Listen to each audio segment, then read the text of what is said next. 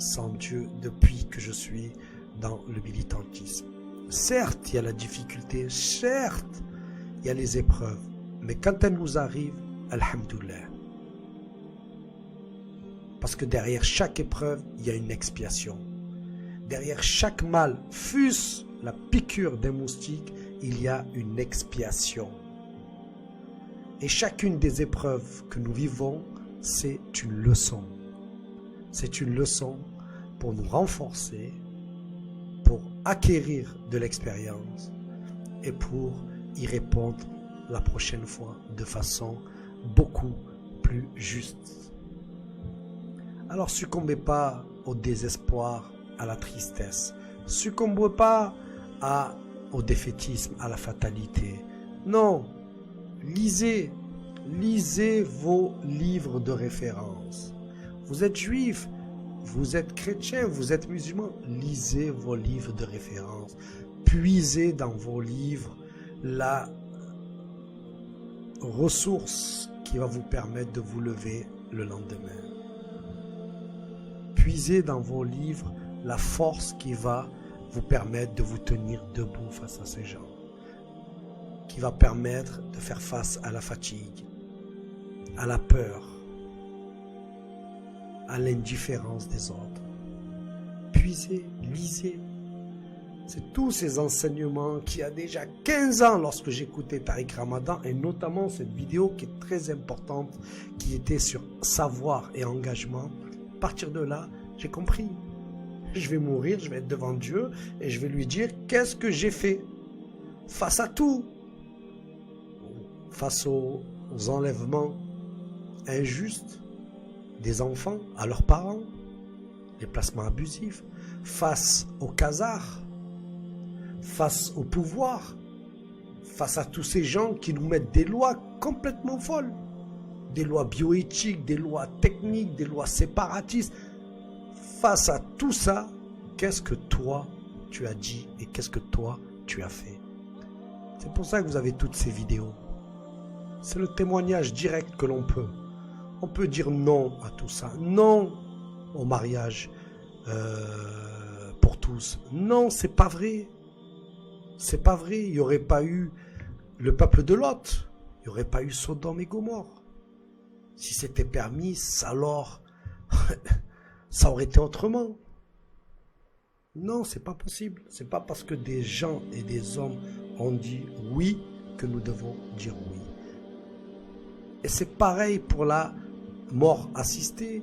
C'est pas parce qu'une personne est âgée que l'on doit dire oui pour abréger tes souffrances, on va t'aider à mourir. Non.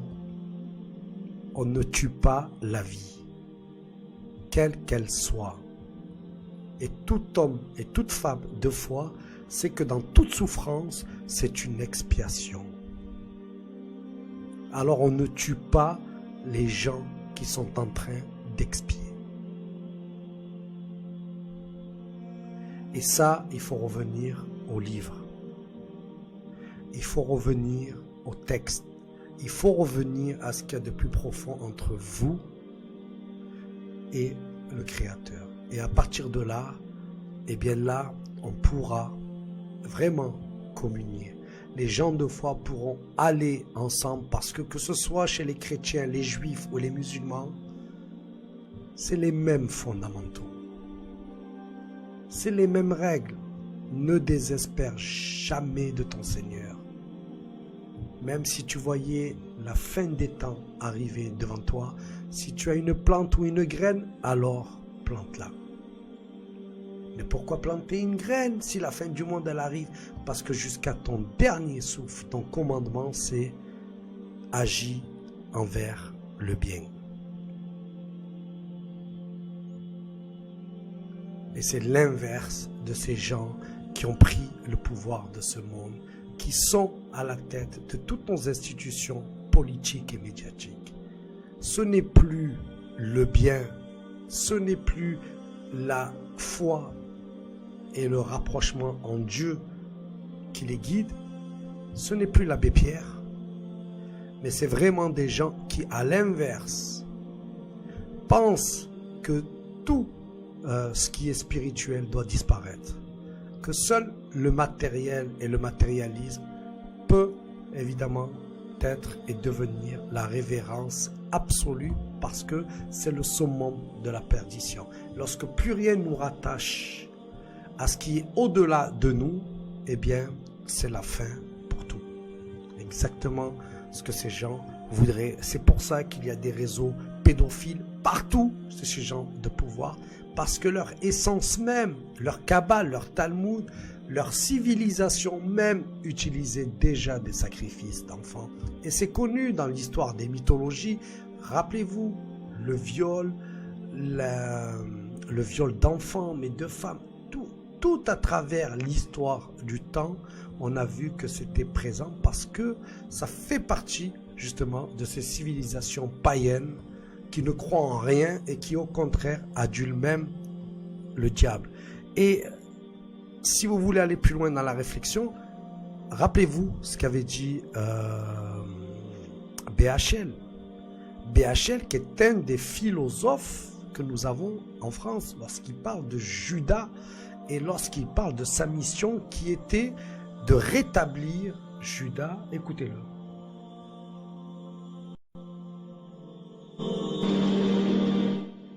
Jésus lui dit, Jésus parle de Satan, il dit que Satan est entré en lui. Qu'est-ce que Satan? Ce sont les apôtres qui disent ça. Qu'est-ce que Jésus ne le dit jamais. Bon, alors non, il dit l'un d'entre vous, l'un de vous est oui, un démon. L'un de vous est un démon. Qu'est-ce que c'est que Satan et qu'est-ce que ça veut dire dans la configuration de l'époque? Qu'est-ce que ça veut dire pour un apôtre judéo-chrétien de cette époque-là? Satan, c'est Lucifer, Satan, c'est le porteur de lumière, Satan, c'est celui qui a donné aux hommes les arts et les lettres que Dieu avait tenus enfermés sous 7 sceaux, sous des sceaux. Et donc Satan, c'est d'une certaine manière l'intelligence, c'est la clairvoyance, c'est la pénétration, c'est tout ça Satan. Alors moi j'ai tendance à penser que le fait que Judas soit Satan, ça veut dire que dans ce groupe, dans cette cohorte d'apôtres, Judas était celui qui, de manière immanquable, était le plus à même de deviner, de reconnaître ce que Jésus annonçait en ce moment et de reconnaître le Fils de Dieu en Jésus. J'ai tendance à penser que ce message, qu'aucun des 11 autres, grâce au diable, Bon, bien alors entendu, vous admettez mais- l'existence du diable. Ah, jamais l'existence du diable. Et comment? c'est Bien voilà, sûr, jamais bon, l'existence du diable. acquis. Mais je dis que le diable, On n'aura si quand on même s'en pas tient- perdu notre soirée si complètement. on s'en- Il oui. reconnaît l'existence du diable. Absolument. Pourquoi c'est pour vous J'ai toujours- important? Ah bon, ça me paraît essentiel. Pourquoi? Parce que c'est la face cachée de Dieu? Non, de Bernard Henry. Ah bon? Oui. Donc, c'est que, oui, c'est ça, c'est que justement, à cause de cette identification à Satan, moi j'ai tendance à penser que Judas était celui qui avait le mieux entendu et le mieux reconnu, qui était capable de reconnaître à des kilomètres cette identité nouvelle de ce nouveau Messie qui n'a pas grand-chose à voir au Messie ancien. Les autres apôtres, ils l'appellent le fils de David. Fils de David, ça n'a aucun sens pour le Christ, j'imagine. Judas était celui qui avait deviné en lui et derrière le fils de David ce nouveau Messie, ce fils de Dieu, ce fils de l'homme, comme il l'appelle les chrétiens. C'est que moi je pense qu'il est urgent, on parle de réhabiliter Boukharine ici ou là, je pense qu'il est urgent de réhabiliter Judas. Voilà ce que je voudrais que vous compreniez. Il paraît qu'il est que Je pense qu'il est urgent de réhabiliter Judas. Voilà, tout est dit. Et c'est exactement ce qu'il s'emploie à faire tous les jours, lui et toute sa clique de journalistes, toute sa clique qui sont à la tête des chaînes d'infos, des radios, des presses écrites, et évidemment toute cette clique qui sont à l'Assemblée nationale, au Sénat, au Parlement, à l'Élysée, évidemment, nos politiques. Il est là, réhabiliter Judas. Et là, on est dans ce qu'il y a de plus profond, dans ce qui est en train de se passer. Ils veulent réhabiliter le diable.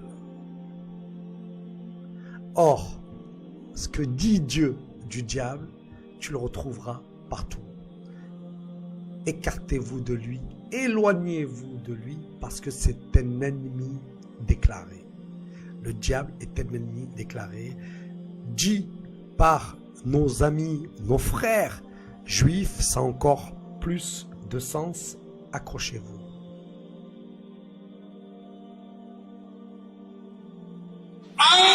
die heilige Nachfolgebeziehungen.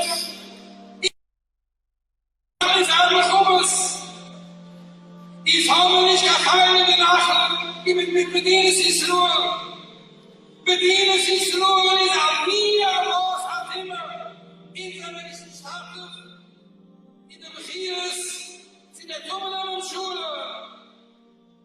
In seiner Machen, in seiner Kirche. In Friedmann, doch all jeder Hashem.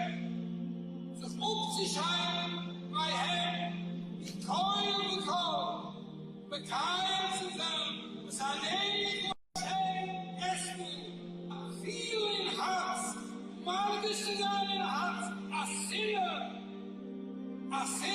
Ziziones, als Sinne in Holland bestaan sehen. In Hulile, sie reden, Beschwucher, in seiner Sluche, bitte mir tun nicht reden, ich warte nach der Gesure, und Hashem, Kola, Kula sehen. In seinem Mann zu sein, Leuchten zu sein, Chemis Hashem, Chemis Ionis, Bechol Beschehung.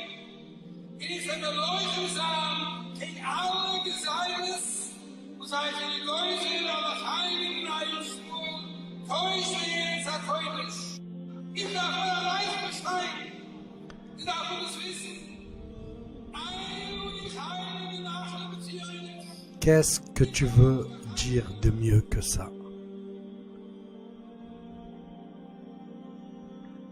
Il n'y a pas plus véridique que ce qu'est en train de dire cette assemblée de juifs qui sont aux États-Unis et qui parlent du sionisme et de l'État d'Israël.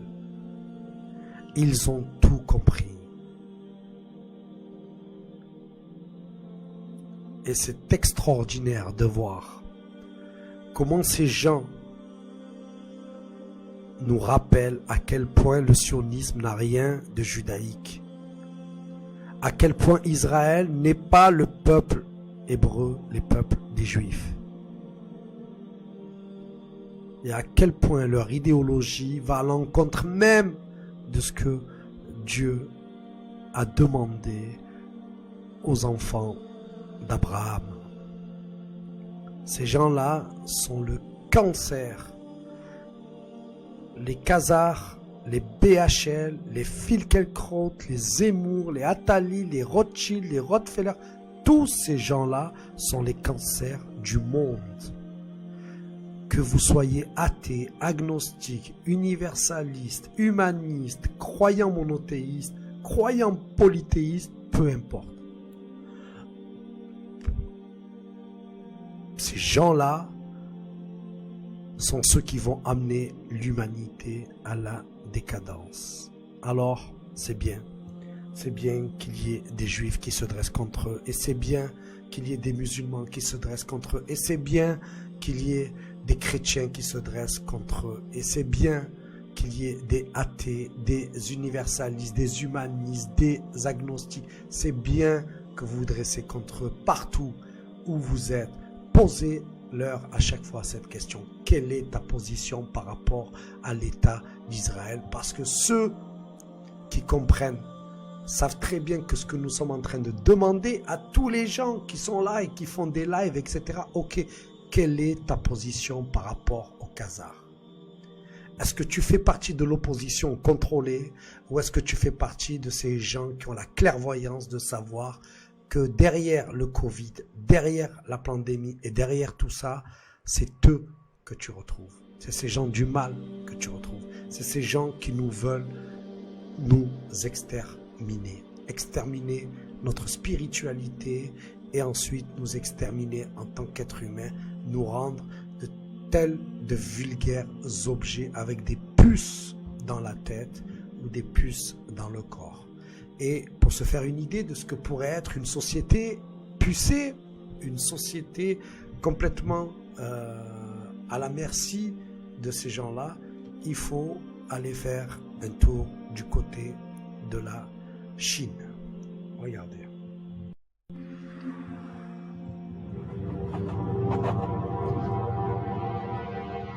Nous sommes à une trentaine de kilomètres à l'est de Pékin. Une fois quitté le quartier des affaires et ses gratte-ciel, au-delà du 5e périphérique qui ceinture la capitale chinoise. Les voitures se font de plus en plus rares à mesure que l'on approche de la frontière avec la province du Rebais. La province de 71 millions d'habitants est complètement bouclée après la découverte d'une centaine de nouveaux cas de Covid-19. Ça, c'est la carte de Pékin qui indique en rouge les zones interdites où il ne faut pas aller. De l'autre côté de ce checkpoint de la police, c'est une zone interdite, officiellement contaminée par le virus. Alors là, on est vraiment à la limite en fait du Rebais. Au fond, là-bas, il y a un checking de police. Donc, on ne pourra pas passer et on ne va pas trop les titiller pour éviter de se faire arrêter. Cette rivière sépare Pékin du Hebei. Ici, c'est le plus loin où l'on peut aller. Pour contrer la résurgence de l'épidémie, la Chine a donc décidé de construire des frontières intérieures. Pour traverser, il faut un test de dépistage, négatif évidemment, et une attestation dérogatoire à la chinoise. Cette femme traverse à pied pour prendre un train à Pékin. Toutes les gares de la province du Rebais sont fermées. Je rentre chez moi. Vous venez de passer là? Oui, je vais à Pékin pour prendre le train. Je viens de passer le contrôle. La présence d'un occidental et de sa caméra, même discrète, finit par être remarquée. Nous sommes arrêtés par la police.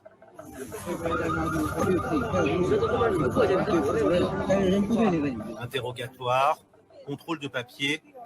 Il paraît que nous sommes sur une zone militaire, gérée par une nouvelle police aux frontières. Alors finalement, après avoir été bloqués 2 heures au poste de police, nous avons été libérés et on nous a demandé poliment mais fermement de rebrousser chemin et d'effacer toutes les vidéos, ce que évidemment nous n'allons pas faire. Cela fait plus de 10 ans que je suis journaliste en Chine, installé à Pékin avec ma famille.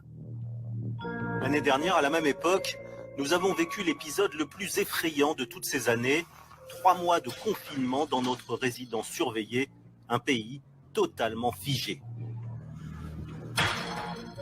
Et puis lorsque l'été est arrivé, on pensait avoir repris notre vie normale. Le régime a célébré sa victoire sur le virus. Pendant 6 mois, plus un seul cas à Pékin.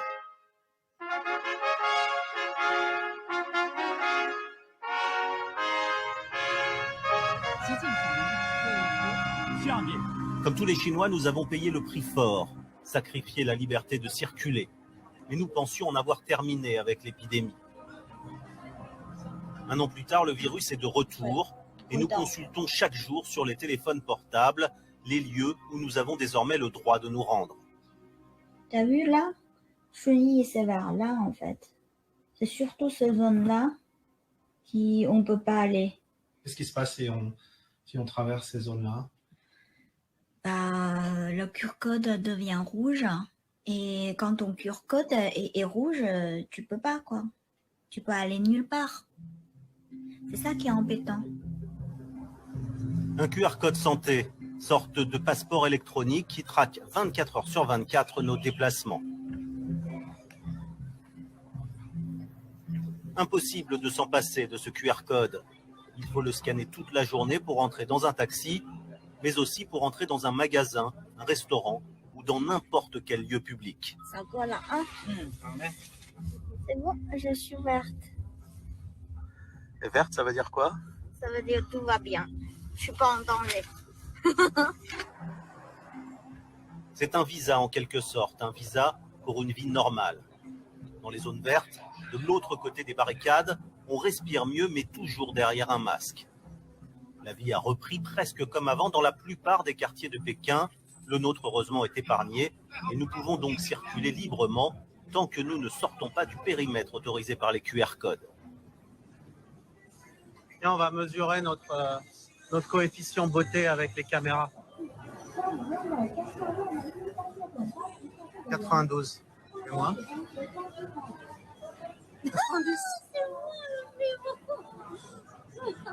Dans ce monde post-Covid, la reconnaissance faciale est devenue un jeu.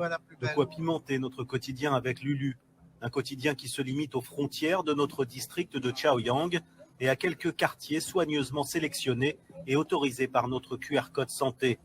On se déplace uniquement en taxi pour éviter les transports publics et d'éventuels cas contacts. Les commerces et les restaurants sont restés ouverts. Le quartier de Sanlitun, l'un des endroits les plus prisés de la jeunesse dorée pékinoise, est plein comme chaque week-end. Les boutiques de luxe sont ouvertes. Même chose pour les restaurants. Ça fait combien de fois qu'on scanne aujourd'hui? 100 000 fois. Dans ce monde post-Covid, les robots commencent même à remplacer les humains. Ça amuse les enfants, c'est bon pour les photos, et pour le patron, c'est plus sûr de se faire livrer par un robot en plastique qui n'a aucune chance d'être infecté. La cuisine est au premier étage.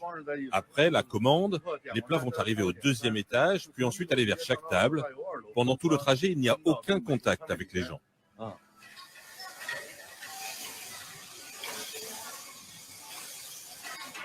Cette robotique sanitaire a ses limites. Une serveuse est tout de même assignée à chaque table. Vous trouvez que c'est plus propre? Oui, c'est mieux. Il y a beaucoup moins de contacts, c'est plus sûr. En plus, on n'est pas trop près des voisins. Pour les distances sociales, c'est bien. Il y a pas mal de changements à cause de l'épidémie. On ne pourra pas dîner ensemble pendant le Nouvel An chinois. L'épidémie revient encore. Alors, on ne voit plus beaucoup la famille. Pour tenter d'endiguer ce retour de l'épidémie, Pékin ne compte pas seulement sur son application de traçage. Le gouvernement vaccine à marche forcée. Plus de 22 millions de personnes déjà vaccinées en Chine. 50 millions d'ici mi-février, dont 20% rien qu'à Pékin. Parmi eux, 100 000 chauffeurs de taxi et 80 000 livreurs. Ici, on a choisi de vacciner d'abord ceux qui travaillent. Ne pas accepter l'injection, c'est risquer le chômage. C'est ma société qui a reçu le message pour les vaccins. Pas moi, personnellement. Mais moi, j'avais un rhume, donc je n'ai pas pu y aller et je l'ai raté. Quand est-ce que vous le ferez? Pour moi, ce sera après le Nouvel An. En Chine, la vaccination est aussi une grande expérience scientifique, en double aveugle sur la population.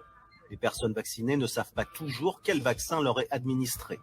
Seuls deux sont autorisés, celui de Sinovac et celui de Sinopharm, qui ne sont toujours pas homologués en Europe.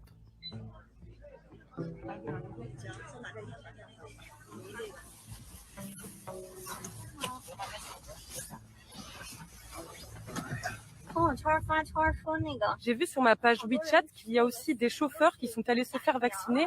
Oui, moi je suis vacciné depuis hier. Vous l'avez fait hier? Ah oui, tous les chauffeurs de Pékin vont être vaccinés en seulement 3 jours. Tout Pékin? Ah oui. En 3 jours? Oui, oui. Waouh! Une chose en tout cas n'a pas changé, c'est le contrôle strict des médias et des commentaires sur les réseaux sociaux.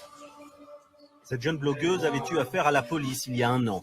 Elle faisait partie de la cohorte des journalistes citoyens qui essayaient de faire circuler l'information sur l'épidémie. Elle est aujourd'hui en liberté, mais elle ne comprend plus vraiment ce qu'elle a encore le droit de dire ou de ne pas dire. Je sais qu'il y a des journalistes et des blogueurs qui se sont fait arrêter parce qu'ils se sont trop exprimés sur Internet. Il y en a aussi qui sont invités à prendre le thé avec les policiers. C'est pour les intimider. C'est vrai que je fais très attention de ne pas trop parler de l'épidémie avec mon public.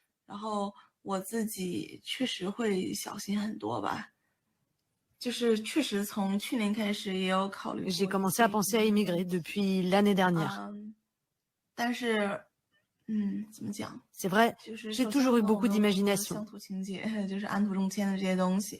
Et je rêve beaucoup de l'étranger. Et puis je pense à ma sécurité.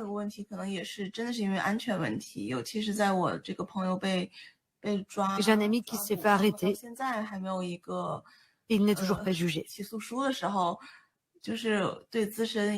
Alors je m'inquiète aussi parce que je ne sais plus où sont les limites de l'erreur.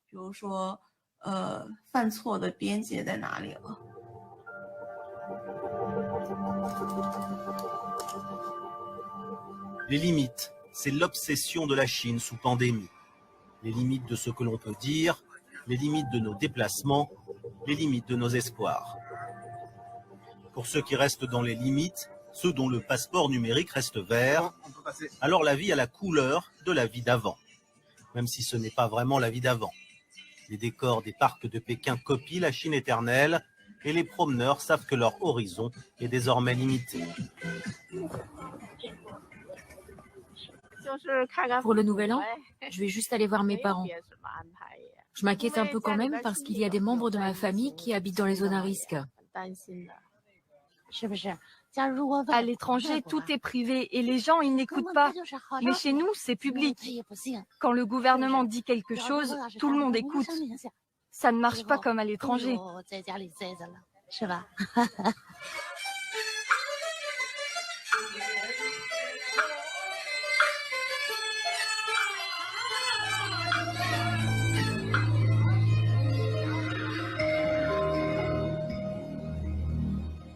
À quelques minutes du parc, des barricades. C'est le quartier de Chuni. 14 cas ont été détectés depuis le début de l'année dans ce quartier de 1,3 million d'habitants. Un chiffre dérisoire à l'échelle des contaminations en Europe, mais suffisant en Chine pour isoler de force toute la population. Les images qu'on aperçoit derrière les palissades font penser à un film de science-fiction. Pékin utilisera tous les moyens dans sa guerre contre le virus.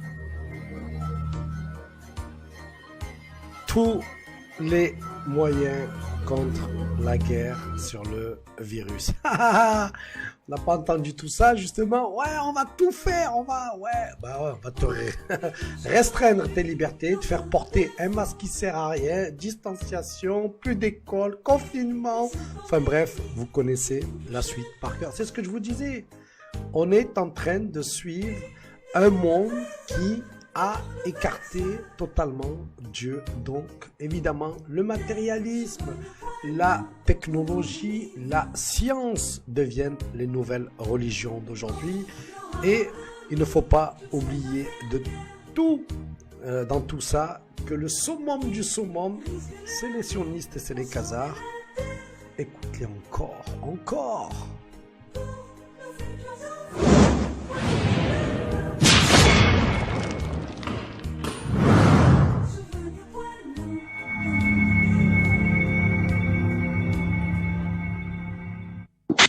Comme je vous l'ai dit, le judaïsme est une religion plurimillénaire. Elle remonte aux patriarches Abraham, Isaac et Jacob. Le sionisme est à peine centenaire, créé par Theodor Herzl et ses amis, des gens totalement athées. L'autorité sioniste qui est une rébellion satanique contre la Torah. Et je suis de l'avis des premiers sionistes, des inventeurs de l'État d'Israël. Les sionistes ont une grande responsabilité dans l'Holocauste.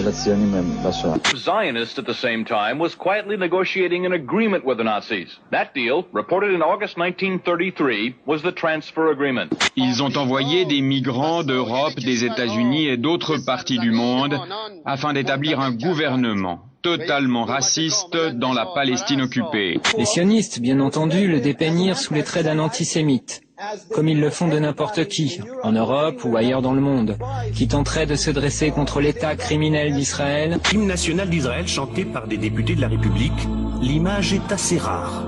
L'Amérique verse chaque année une aide de 3 milliards de dollars à Israël. Elle oppose son veto aux résolutions de l'ONU qui sont contraires à l'intérêt de l'État hébreu et lui assure un appui militaire et logistique permanent.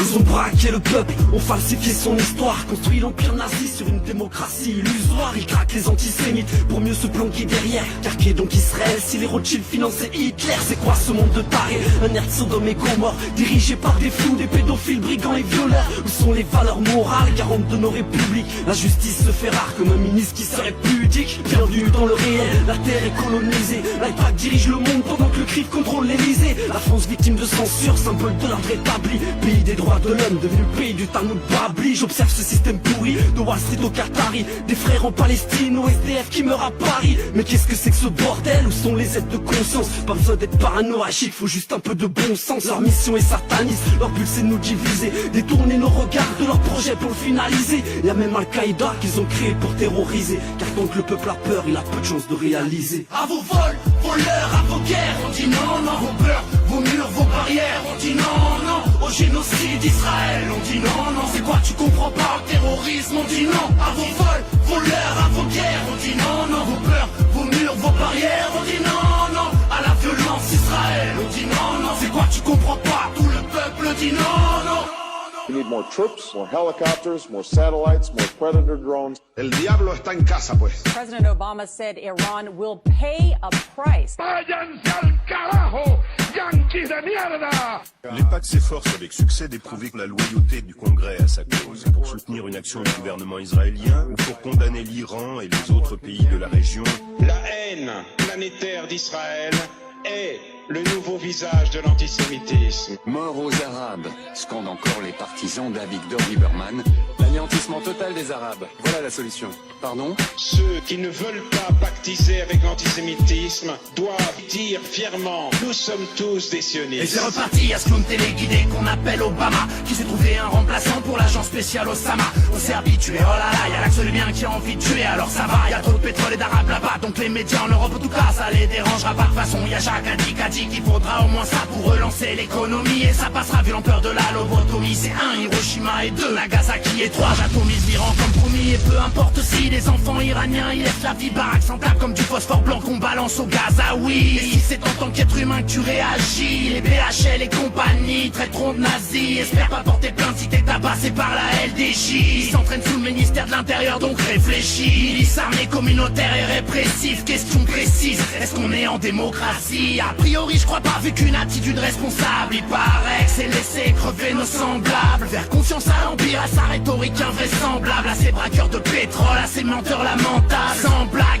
ces monstres cherchent le conflit frontal. Ils sacrifieront nos enfants pour leur chère guerre mondiale. Et nous faut qu'on trouve ça normal, et faut même pas qu'on chiale. Quoi de 9 aux infos, 40 morts à Gaza, rien de spécial. Voleurs, à vos guerres, on dit non, non. Vos peurs, vos murs, vos barrières, on dit non, non. Au génocide d'Israël, on dit non, non. C'est quoi, tu comprends pas? Au terrorisme, on dit non. À vos vols, voleurs, à vos guerres, on dit non, non. Vos peurs, vos murs, vos barrières, on dit non, non. À la violence Israël, on dit non, non. C'est quoi, tu comprends pas? Tout le peuple dit non, non. La RFID porte sur la traçabilité, soit des objets, soit des personnes. Qui pourront avoir une puce électronique implantée dans le corps. A new world order, when we are successful, and we will be. On ira ensemble vers ce nouvel ordre mondial. On peut imaginer un gouvernement mondial à Jérusalem. Est-ce qu'on n'est pas en train de détruire l'influence palestinienne? Bien sûr, et personne ne pourra s'y opposer. On peut imaginer qu'une société décide que ceux qui sont trop coûteux pour la société, aucun d'entre nous n'en sortira. Parce que l'espérance de vie va beaucoup augmenter. Nous aurons à prendre la décision de savoir si on accepte comme tout le monde les OGM. On vous a retiré vos crédits de recherche à la suite de vos travaux et de prise de position qui embarrassent Monsanto. On veut plus que leur folie continue. Le manque d'information fait que l'aboutissement de leur plan, on y contribue. Destruction de l'environnement, réduction de la populace. Plus sage pour un contrôle total de chaque individu. Je regroupe tous mes textes en un thème. Protéger la vie, la terre de ces démons qui veulent y mettre un terme. Issus de cette génération rageuse contestataire qu'on sent l'enjeu. Et tout ce qu'on a à perdre, droit à défendre et tant reste à faire. Trop de malfaits, ignorez-vous la vérité ou vous refusez-vous de l'admettre? Quel est le sens de nos vies? Regardez ce qu'on lègue d'une certitude. Nos ennemis sont bien au service de la bête. Vagateur, conscience et de paix. Mais il en va de soi qu'on est là si ça pète. Pacifiste entraîné, freiner c'est fêlé. On a tout intérêt, ne stopperons pas. Donc des milliards d'humains ne seront pas enterrés. C'est dur à croire mais les preuves sont là. Le plan RFID en marche. Des cercueils de tout taille stockés en masse. Y'a vraiment de quoi vouloir rester en marge. Ce qui nous menace pourrait être une page de notre histoire appelée le grand ménage. Voleurs, à vos guerres, on dit non, non. Vos peurs, vos murs, vos barrières, on dit non, non. Au génocide d'Israël, on dit non, non. C'est quoi, tu comprends pas? Au terrorisme, on dit non. À vos vols, voleurs, à vos guerres, on dit non, non. Vos peurs, vos murs, vos barrières, on dit non, non. Non, non, évidemment, on vous dit Non, et ça, évidemment, c'est un clip qui a été fait comme quoi les rappeurs, une petite pensée à vous, parce que depuis très longtemps, vous dénoncez tout ça, et je vous découvre toujours avec plaisir. Donc oui, les amis, ça commence par là, dénoncer, dire non, refuser tout ce que vous êtes en train de voir. Et donc bravo à ceux qui luttent contre la dictature sanitaire, contre le mensonge du Covid, contre le NEOM, la création de la superpuissance du nouvel ordre mondial, NEOM, la capitale de l'intelligence artificielle. Il faut dire non, et il faut aussi dire non à tous ces fléaux qui nous entourent. La pédophilie, les placements de l'ASE, ils sont nombreux. Un petit clin d'œil pour ceux, évidemment, qui luttent contre. Aujourd'hui, la quarantaine, et dont nous ne connaissons pas le nom de famille. Alors, il a témoigné en décembre dernier, et il a affirmé que son père, qui l'abusait régulièrement, l'avait livré en pâture comme esclave sexuel à un groupe de parlementaires, et que, comme lui, 15 à 20 autres garçons auraient été concernés. Mais bien d'autres affaires sont en train de remonter à la surface et la police ne cesse de recueillir des nouvelles plaintes sur ces 1433 suspects. Très exactement, 216 sont morts, mais il resterait 76 politiciens, 43 personnes de l'industrie musicale, 135 personnes travaillant à la télévision, la radio ou dans l'industrie du film et 7 dans le monde du sport. Bref, ce scandale intervient dans la foulée de l'affaire qu'on a appelée Jimmy Savile, du nom du présentateur vedette, d'un des présentateurs vedettes de la BBC, dont on a appris après sa mort intervenue en 2011, qu'il avait abusé de centaines d'enfants sans jamais avoir été inquiété. Sophie, le sujet est grave, bien sûr, et les chiffres sont hallucinants.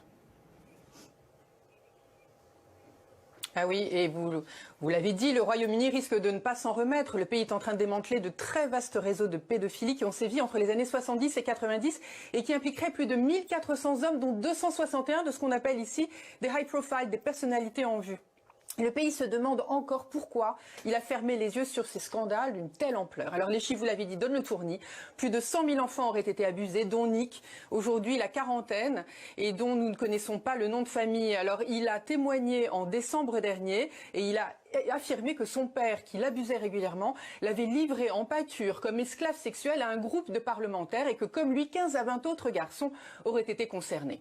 Mais bien d'autres affaires sont en train de remonter à la surface et la police ne cesse de recueillir des nouvelles plaintes sur ces 1433 suspects. Très exactement, 216 sont morts, mais il resterait 76 politiciens, 43 personnes de l'industrie musicale, 135 personnes travaillant à la télévision, la radio ou dans l'industrie du film et 7 dans le monde du sport. Bref, ce scandale intervient dans la foulée de l'affaire qu'on a appelée Jimmy Savile, du nom du présentateur vedette. Vous imaginez un petit peu tous ces fléaux un peu partout, des centaines, des centaines, des milliers même de personnalités, de gens dans la magistrature, dans la politique, dans les médias, trempent tous autour de ce fléau qu'est la pédocriminalité. Alors d'où vient tout ça? Qui sont les Khazars? Pour toi, je sais qu'ils découvrent, peut-être qu'ils nous découvrent. Alors je suis pas antisémite, je te rassure, mais au début je peux comprendre que ce soit compliqué pour toi. De quoi il parle? Qu'est-ce que c'est? T'inquiète pas, cousin, je te laisse pas tomber. D'ailleurs, pour la 3e fois, qui sont les Khazars? C'est pour vous. De votre téléviseur, n'essayez donc pas de régler l'image.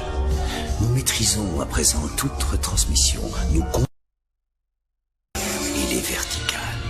Nous pouvons vous noyer sous un millier de chaînes ou dilater une simple image jusqu'à lui donner la clarté du cristal. Accrochez-vous, vous allez voir d'où viennent ces salopards un peu partout dans la finance, dans la politique, dans les médias, dans évidemment toutes les sphères de ta vie.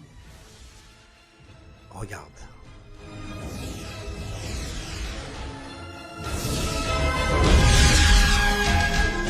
Nous partagerons les angoisses et les mystères qui gisent dans les plus profonds abysses, au-delà du réel.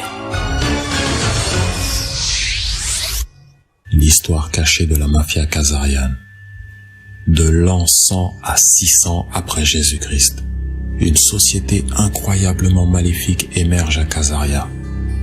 Les Khazariens se développent en une nation dirigée par un roi maléfique, qui avait les anciens arts noirs babyloniens des oligarques occultes lui servant de cour.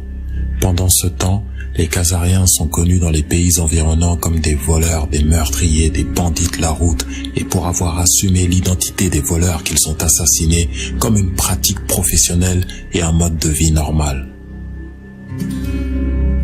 L'an 600 après Jésus-Christ. L'ultimatum est livré par la Russie et les autres nations environnantes. Les dirigeants des nations environnantes, en particulier la Russie, ont eu tant d'années de plaintes de leurs citoyens que, en tant que groupe, ils ont lancé un ultimatum au roi khazarien. Ils envoient un communiqué au roi khazarien selon lequel il doit choisir l'une des 3 religions abrahamiques pour son peuple, en faire sa religion officielle d'État et exiger que tous les citoyens khazariens la pratiquent et socialiser tous les enfants khazariens pour pratiquer cette foi. Le roi khazarien a eu le choix entre l'islam, le christianisme et le judaïsme. Le roi khazarien a choisi le judaïsme et a promis de respecter les exigences établies par la Confédération des nations environnantes dirigée par le tsar russe. Malgré son accord et sa promesse, le roi khazarien et son cercle restreint d'oligarques pratiquaient la magie noire babylonienne ancienne, également connue sous le nom de satanisme secret. Ce satanisme secret impliquait des cérémonies occultes mettant en vedette des sacrifices d'enfants, après les avoir saignés, buvant leur sang et mangeant leur cœur. Le secret sombre et profond des cérémonies occultes était qu'elles étaient toutes basées sur l'ancien culte de Baal, également connu sous le nom de culte du hibou. Le symbole du hibou est utilisé parce que les hiboux peuvent voir dans l'obscurité. Afin de tromper la Confédération des nations dirigée par la Russie qui regardait Khazaria, le roi khazarien a fusionné ses pratiques de magie noire luciférienne avec le judaïsme et a créé une religion hybride satanique secrète, connue sous le nom de talmudisme babylonien. Cela a été fait la religion nationale de Khazaria et a nourri le même mal que Khazaria commettait auparavant. Malheureusement, les